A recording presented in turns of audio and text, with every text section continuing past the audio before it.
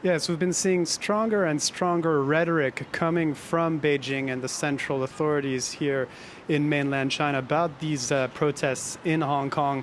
The spokesperson for the Hong Kong Affairs Bureau, they're explaining to protesters that they shouldn't confuse the restraint that he says China has shown with any form of weakness, and that they should not underestimate the resolve of the central government to restore what they call law and order in Hong Kong. There was also a lot of talk from the spokesperson of this meddling hand coming from abroad and giving support to what they call these radical elements within the protesters. And they pointed the finger at a number of different political figures, especially in the United States, people like Nancy Pelosi or Secretary of State Mike Pompeo.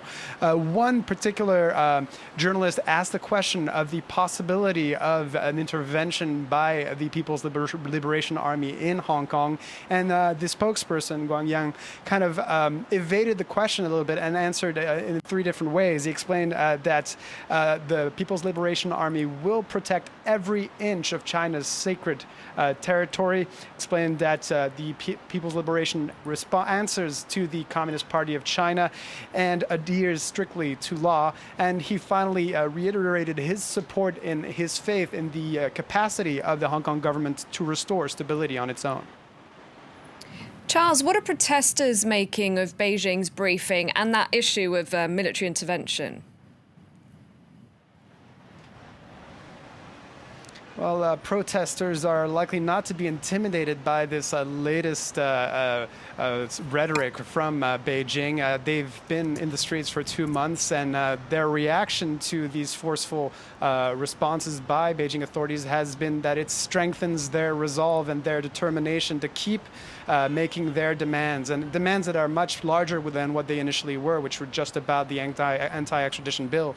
Now it's about setting up an independent commission of inquiry for police brutality. It's demanding that Carrie Lam resign from her post as chief executive of Hong Kong. It's demanding universal suffrage so that they have control over the affairs of Hong Kong. Actually, some protesters held a press conference of their own earlier this Tuesday, and they put all the blame on the current crisis on the Hong Kong government and Carrie Lam, and also responded to what they would do if the army were to intervene. And they said that they would continue to be water, which has been one of their slogans since the beginning of this movement, which is to have a fluid approach and in a way sort of disappear in the streets of Hong Kong in the face of a possible intervention.